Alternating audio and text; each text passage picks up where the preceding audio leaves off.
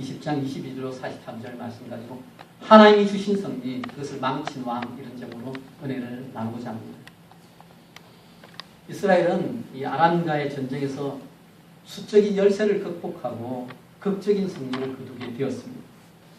아람과의 1차 전투에서 이스라엘이 이길 수 있었던 비결은 하나님께서 개입하셨기 때문입니다. 강대국 아람의 침공은 연약한 이스라엘에게는 분명한 위기였습니다. 하지만 그 위기 속에서 우리 하나님은 아합 왕에게 여호와 하나님이 참 하나님 되심을 보여주셨습니다.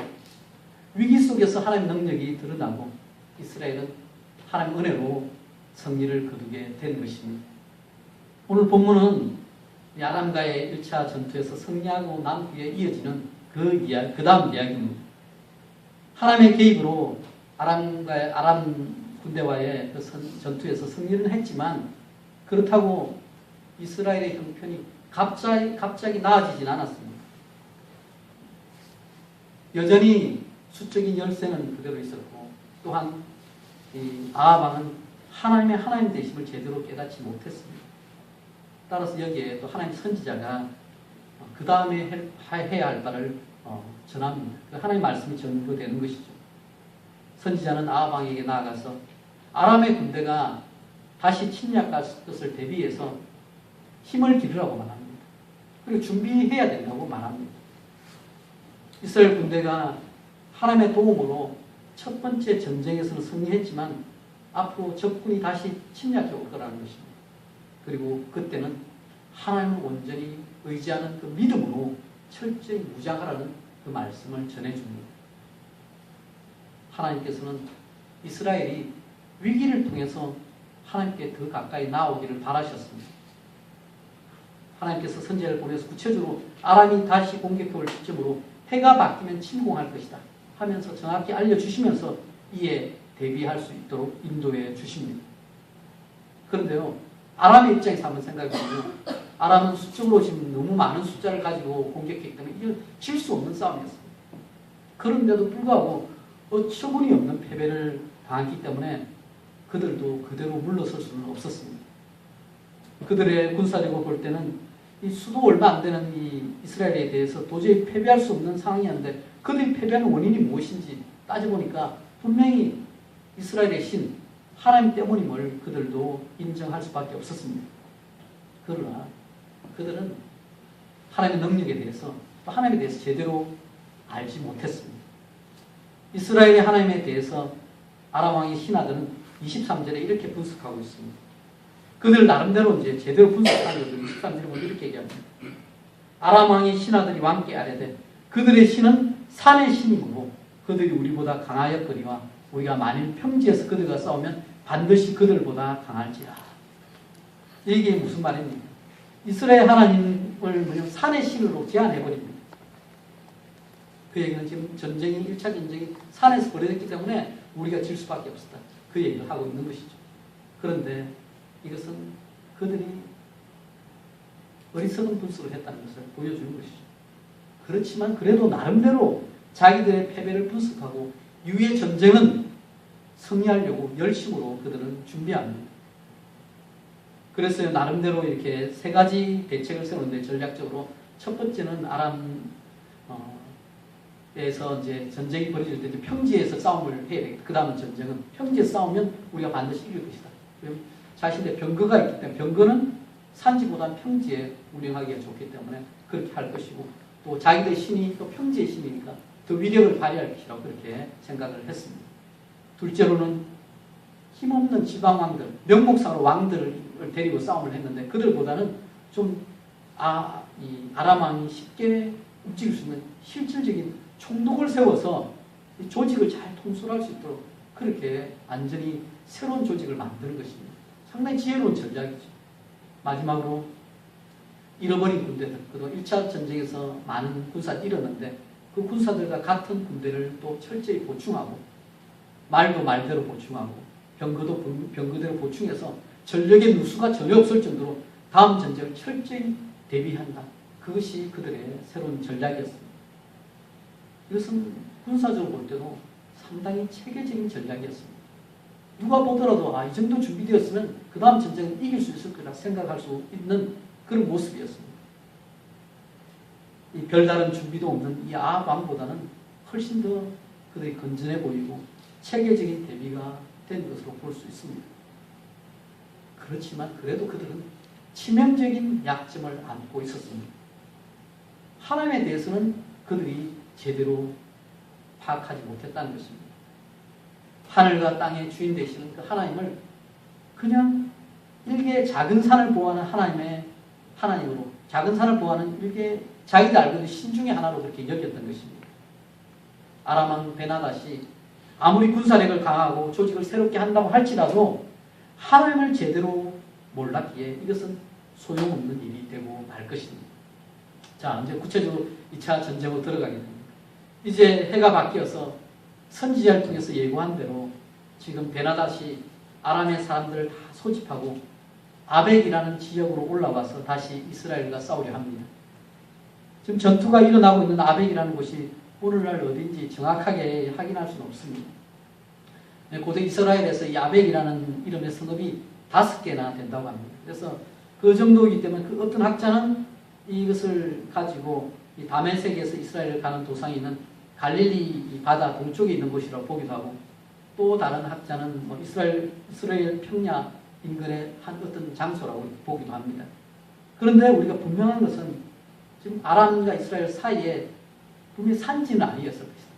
평지, 골짜기, 그러니까 넓은 지역 가운데서 이 전차가 운영하기 쉽게, 병거가 운영하기 쉬운 그 장소에서 싸움이 벌어졌을 것이다. 우리는 그걸 그렇게 예상할 수 있습니다. 그런데 위치보다도 더 중요한 것은 이번에도 수적으로는 이스라엘이 아람 군대를 도저히 상대할 수 없는 상황이었다는 것입니다. 말씀해 보시면 27절에 보시면 이렇게 묘사하고 있죠. 이스라엘 자손을 어떻게 표현해요? 이스라엘 자손은 두 무리의 적은 염소떼와 같고, 염소떼 모여있는 정도, 두 무리 정도로 이렇게 잡고 있고, 그런데 아람 사람은 그 땅에 가득하였더라. 그러니까 수적으로 볼 때는 이게 비교가 되지 못할 정도다. 그 얘기를 하고 있는 것입니다. 또한 지금 병거를 가진 이 아람 군대가 평지에서 병거를 마음껏 운행할 수 있었기 때문에 훨씬 유리한 싸움이 될 수밖에 없는 것이었습니다. 그런데 그때 아마 그 상황만을 봤으면 이스라엘 백성들, 염소떼와 같은 이스라엘 백성들, 또 이스라엘 왕 아합은 아마 그 환경만 보고서는 낭망할 수밖에 없었을 것이다. 그때 하나님께서 선지자를 또 보내어서 또다시 아람을 아합의 손에 붙이겠다는 그 약속을 주십니다. 지금 나름대로 아람이 군사력과 조직을 새롭게 정비하고 다시 왔지만 하나님의 능력 앞에서는 그런 것이 조금도 문제가 되지 않는다. 이 말씀을 전해주는 것입니다. 28절에 한번 보실까요? 이렇게 얘기합니다. 28절에 그때 하나님의 사람이 이스라엘 왕에게 나와 말하여 이르되 여호와의 말씀에 아람 사람이 말하기를 여호와는 산의 신이요 골짜기의 신은 아니라 하는도다. 그러므로 내가 이 큰 군대를 내 손에 넘기리니 너희는 내가 여호와인 줄 알리라 하셨나이다 하니라. 근데 여기 보시면 너희는 내가 여호와인 줄 알리라. 이 표현이 1차 전쟁에도 비슷한 표현이 나옵니다. 열왕기 20장 13절에 보시면요. 그때도 말씀하시기를 내가 오늘 그들을 내 손에 넘기리니 너는 내가 여호와인 줄 알리라. 그렇게 얘기합니다. 그러니까 이 전쟁이 어떤 전쟁이냐. 하나님께서 하나님 되심을 드러내는 전쟁입니다. 수적인 열세이고 이스라엘 입장에 볼 때 위기 상황이지만 그러나 하나님께서 그 모든 상황을 뛰어넘어 승리를 보장하고 또한 그 가운데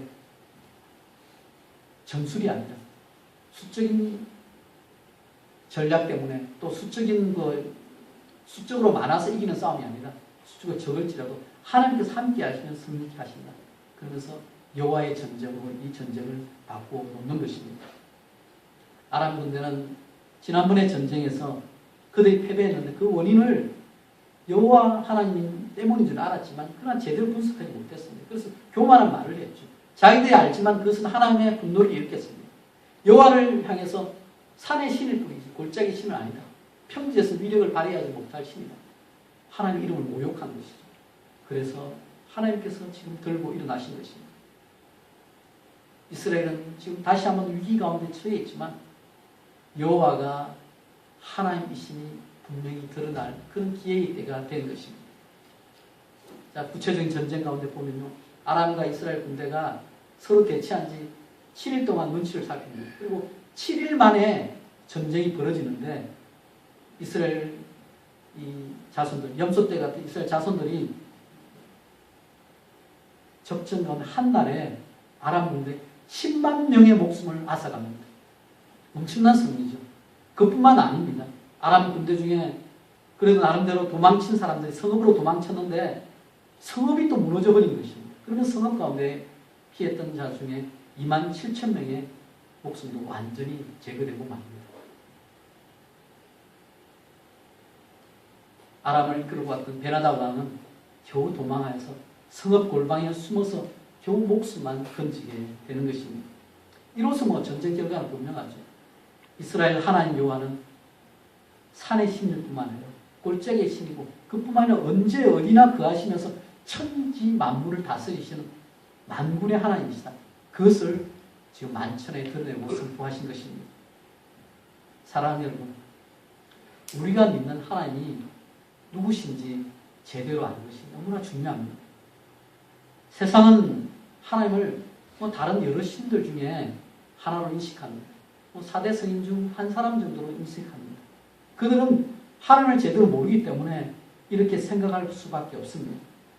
그런데 문제는 우리 믿는 자들이 지식적으로 하나님의 전능하심을 인정하면서도 실제 삶에서는 이를 인정하지 않고 실질적인 무신론자처럼 산다는 것입니다. 하나님 명령을 제대로 내 것으로 참지 못하고 무결한 삶을 살고 있다는 것입니다. 그래서 조그만 일이 벌어지더라도 하나님의 섭리와 계획을 우리가 제대로 믿지 못하기 때문에 또 하나님의 무한한 능력을 인정하지 못하기 때문에 조금만 일에도 낙마하고 우리의 믿음이 흔들리게 되는 것입니다. 그러나 우리는 모든 상황 가운데서 다스리시는 그 하나님을 바라보아야 합니다. 하나님께서 고난 가운데 위기 속에서도 예비해 놓으신 그 복을 기대하면서 모든 상황 가운데서 하나님께서 함께 하신 그 평강을 누리면서 삶에서 하나님의 통치를 경험하시길 바랍니다. 하나님을 아는 만큼 또 하나님의 친밀한 교제를 경험하는 만큼 우리는 모든 상황 가운데서 그 가운데 하나님을 만날 수 있습니다. 또한 하나님을 더 신뢰하게 되고 하나님의 능력, 그것을 여러분 큰일이 있을 때만 하나님의 능력을 체험하는 것이 아니라 일상 속에서도 하나님의 능력을 체험하고 또 그것을 통해서 하나님께서 행하시는 일을 구체적으로 우리가 확인할 수 있게 되는 것입니다. 그것이 더 풍성한 하나님의 은혜가 될 줄 믿습니다. 오늘 이 말씀에 보시면요, 이 이스라엘이 적은 군대를 가지고 나아갔지만 막강한 아람 군대를 물리쳤습니다. 그것도 한 번이 아니라 이 10장 앞쪽에 보면 한 번 1차 전쟁이 있고 지금 두 번째 전쟁인데 두 차례에 걸쳐서 이스라엘은 연속적인 승리를 거두게 되었습니다. 그런데 여기서 보시면 하나님께서 이렇게 베푸신 그 승리를 망쳐버리는 일이 발생합니다. 하나님께서 크신 능력을 통해서 하나님의 하나님 되심을 나타냈음에 불구하고 그 사실을 통해서도 여전히 깨우침을 받지 못하는 아람 왕이 실수를 하고 맙니다. 아람 왕 베나닷의 속임수에 넘어가고 마는 것입니다. 하나님께서 이스라엘에게 주신 이 아람은 지금 하나님께서 아람을 이스라엘 손에 맡겨서 완전히 진멸할 기회를 주신 것입니다. 그런데 그 기회를 놓치고 결국 나중에 그 대가를 또 치르게 되는 것입니다. 전쟁에 패배한 베나닷은 패장으로서 결국 그대로 두면 죽임을 당할 수밖에 없는 그 운명에 처해 있었습니다. 그때 그의 신하들이 묘책을 생각합니다. 베나닷의 참모들이 분석한 바로는 이스라엘 왕들을 분석해 보니까 이스라엘 왕들이 대대로 이렇게 인자한 왕이다 그렇게 생각하면서 그에게 지금 목숨을 살려달라고 요청하면 된다. 그렇게 건면합니다. 인자한 왕이라는 말에는요, 히브리어로 헤세드라는 자비라는 말이 포함되어 있습니다. 그 얘기는 여러분 하나님 베푸시는 그 자비하고는 좀 다른데 무슨 말이냐면 여기서 보면 성정이 그다지 모질지 못하다는 것입니다. 약간만 이게 부슬리면 쉽게 이게 넘어간다는 그 얘기를 표현하고 있는 것입니다. 그래서 그런 것을 이용해서 전략적으로 역이용해서 아합을 무너뜨리고 또 이스라엘을 무너뜨리고 아합 왕을 이용하겠다. 그 말이 담겨있는 표현입니다. 베나닷의 신하들이 먼저 굵은 배로 허리를 두르고 또 우리 옛날에 상이 났을 때 하는 것처럼 테두리를 그러니까 여러분 밧줄로 머리에 동그랗게 말아가지고 그렇게 아합 왕에 나아갑니다. 그 얘기는요 참회와 애통을 나타내는 표현입니다. 그러면서 긍휼을 구하는 것입니다. 전쟁에서 패한 자로서 그들은 자신들이 침략한 것을 뉘우치고 있으며 죽을 수밖에 없다. 항복하는 모습으로 아합 왕에게 나아가서 자비를 얻어내고자 한 것입니다. 결국 그들의 속임수는 성공을 거두게 됩니다. 두 차례의 승리가 모두 하나님의 전적인 은혜였음을 잊고만 이 아합 왕은 한껏 교만해진 마음으로 이 모든 승리가 자신이 취한 것처럼 마치 자기가 주인공인 것처럼 생각하면서 그들을 대해서 아람 왕 베나닷의 안부를 걱정하면서 아직도 살아있느냐 하면서 그를 나의 형제라고 부릅니다. 이스라엘 왕 아합은 두 번의 전쟁에서 승리를 주시겠다고 약속하시고 그 말씀대로 승리를 이루신 그 여호와 하나님을 잊고 말았던 것입니다. 그럼 마치 자신의 힘으로 자기 능력으로 승리한 것처럼 생각하고 자비를 구하는 아람 왕의 신하들에게 가진 자의 여유로운 반응을 보입니다. 이런 아합의 반응에 이것이 기회다 생각하면서 아람 신하들은 계속 불쌍하게 예언합니다. 그렇게 부탁합니다. 33절에 보시면 이것을 징조로 여기고 하는 말이 나오는데요. 그것은 지금 신하들이 아람 왕의 신하들이 지금 꾸며가지고 그렇게 아합 왕에게 살려달라고 예언하는 그 모습에 대해서 아합의 태도가 아주 호의적으로 바뀌었음을 우리는 파악할 수 있습니다. 결국은 이 아합 왕이 마음이 녹아버린 것입니다. 사실 이 전쟁은 하나님의 전쟁이었습니다. 베나닷이 지금 제안한 것은 지금 그 다음에 이제 나와서 베나닷이 와서 얘기하는 바는요, 당연히 해야 할 바인데 불구하고 그것을 아합 왕은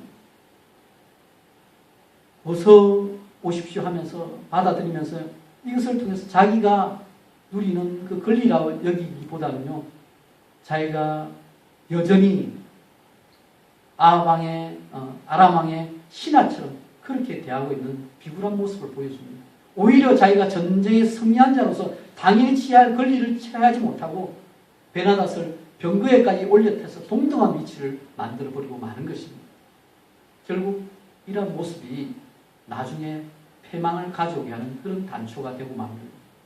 아합이 베나닷을 살려주고 그의 제안을 기꺼이 받아들여서 약조를 맺은 것은요, 아합의 교만이었습니다.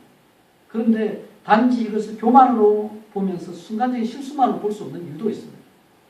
그의 판단이 나름대로 이게 그 당시 이 근동 지역의 정치 상황에 볼 때 그 다음을 생각할 때 이것이 가장 합리적인 선택이었다고 아마 그는 생각하고 이것을 받아들였을 것입니다. 그 당시 또 한 나라가 뜨고 있었는데 아수르는 아주 강력한 나라가 이게 그 당시 지역을 또 점점 영역을 확장하고 있었습니다. 그래서 아수르가 또 이게 영역을 확장하게 되면 결국 이스라엘이 그 공격을 당하게 될 텐데, 그럴 때 지금 이 아람 왕을 살려뒀어요. 이 사람들과 약조를 맺게 되면 거기에 대한 대처가 될 수 있다는 생각을 하고 아마 풀어주고 형제 관계를 맺었을 것입니다. 나름대로 이렇게 근거가 있는 그런 전략이었죠. 그런데 이것이 하나님의 뜻이었나? 하나님의 뜻과 일치된 모습이었나? 그것을 생각해 볼 때는 문제가 되는 것입니다. 여러분, 인간적인 생각으로 가장 좋은 선택을 했을지라도 그러나 두 차례의 기적적인 승리를 주신 하나님의 뜻과는 그것이 어긋나는 선택이었습니다. 이때까지 이스라엘은 수적인 열세에도 불구하고 하나님의 개입하심으로 하나님께서 도우심으로 그들은 엄청난 군사력을 가지고 온 아람 군대를 무찔러 수 있었습니다. 결국은 이 싸움에서 승리는 하나님께 주신다. 그 사실을 그들은 믿고 따라가야 합니다. 그러나 하나님께서 주신 승리를 가지고 아합 왕은 자신이 마치 주인인 것처럼 자신이 마치 주인공인처럼 베나닷을 형제라고 부르면서 살려주고 맙니다. 하나님께서 아람 군대를 아합 손에 넘겨주셔서 하나님의 하나님 되심을 전가하라고 그렇게 이렇게 하신 것인데, 그런데 제약의 뿌리가 되는 이 아람 왕을 풀어주고 만 것입니다. 목숨을 구원하니까 하나님께서 분명히 잡아서 그 다음 단계로 하나님의 뜻을 이루라고 허락해 주신 그 진멸의 시기를 놓쳐버리고 결국은 불순종의 죄를 범하고 만 것입니다. 결국 베나닷을 살려준 아합 왕에게 하나님의 심판이 임합니다. 하나님의 말씀에 순종치 않고 자신의 판단대로 행한 데 대한 심판을 하나님께서 내리는 것입니다. 그런데 오늘 보시면요, 그 메시지가 특이하게 전해집니다. 선지자 중에 한 사람이 하나님의 말씀을 받았습니다. 35절부터 이제 새로운 얘기가 진행되는데요. 이 말씀대로 자신의 친구에게 가서 자신을 좀 아프게 치라고 명령합니다. 그런데 아마 그 친구가 평소에 아는 선지자이기 때문에 치기에는 정 때문에 해서 칠 수가 없었습니다. 그래서 치는 것을 거절합니다. 그런데 분명히 하나님의 메시지 가운데 그것이 주어졌기 때문에 하나님의 말씀을 듣지 않은 그 친구 선지자는 결국 길 가는 동안 사자에게 죽게 됩니다. 좀 이 말씀을 들으면 여러분 좀 당황스럽지 않습니까? 아마 친구를 치는 것이 그 사람에게 익숙하지도 않고 또 자신이 아는 하나님 성품과는 좀 다릅니다. 전혀 다르죠. 그러니까 당하며 거절할 수도 있었을 것입니다. 그런데 결국은 이것이 하나님의 말씀에 불순종한 벌로서 그 사자가 그를 만나 죽게 되는 것입니다. 그런데 이 장면을 보면요, 열왕기상 13장에도 비슷한 일이 있었습니다. 그러니까 선지자에게는 이것이 경고의 메시지가 되는 것입니다. 하나님의 말씀 가운데 여러분 순종하지 않을 때 그때는 목숨 위험할 수도 있는 것입니다. 열왕기상 13장에 보시면요, 여로보암에게 심판의 말씀을 선포한 무명의 선지자가 있습니다. 그런데 하나님의 말씀에 선포될 때 선포하고 나서 그 지역을 그냥 빨리 벗어나오라, 거기서 누구랑 식사도 하지 말고 나오라고 하는데, 그런데 이 선지자가 그 지역에 있던 또 이전의 선지자, 베델의 늙은 선지자의 속임수에 넘어갑니다. 그래서 그 늙은 선지자가 나도 하나님의 말씀을 받았는데 너를 대접하라 하더라. 그러면서 이 젊은 선지자에게 그 자리에 머물러서 같이 식사를 나누게 합니다.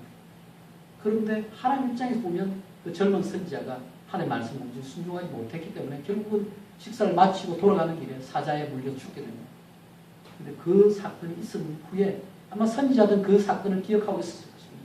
따라서 하나님의 말씀에 불순종할 때는 언제든지 그 대가를 치우게 되어 있는 것입니다. 사랑하는 여러분, 우리 하나님의 말씀을 대할 때요, 상식적으로 이해가 되지 않을 때라도 순종이 요구될 때가 있습니다. 하나님의 말씀이 철저한 순종만을 요구할 때가 있다는 것입니다.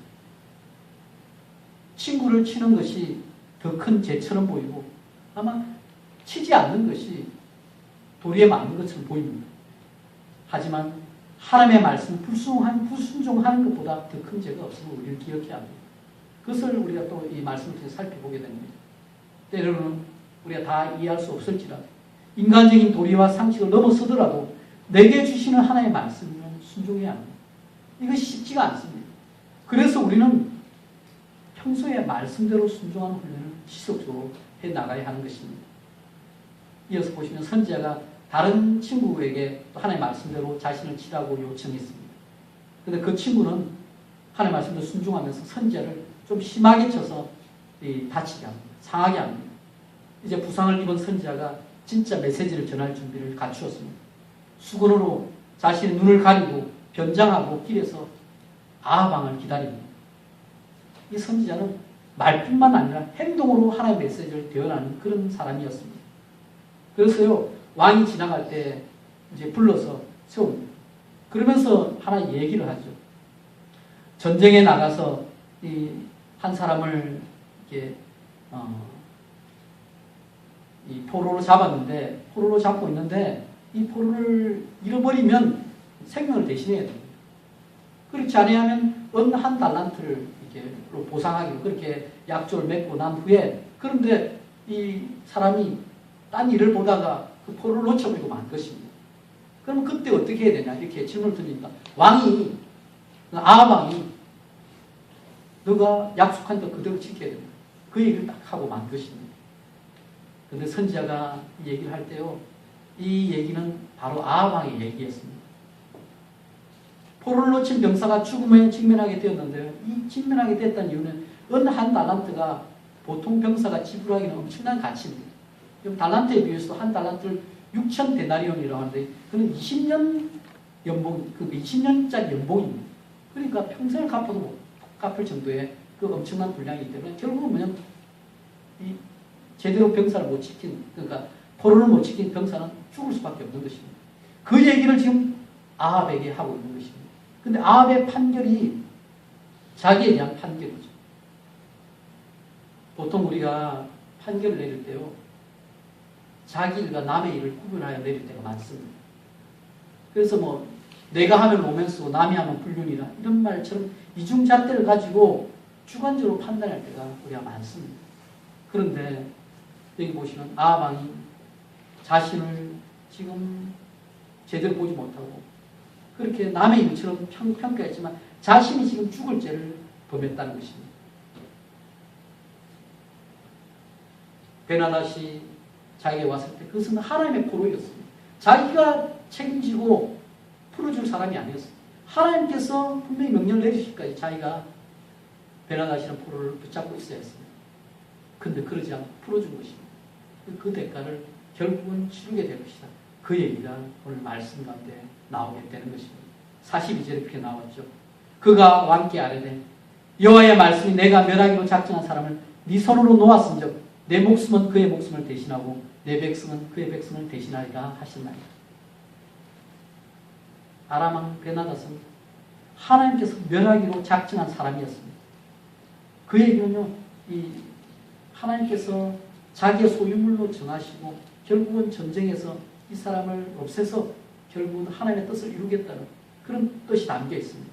그런데 그것을 놓쳐버리고 자기 마음대로 베나닷을 풀어준 아합 왕은 그 대가를 치르게 된 것입니다.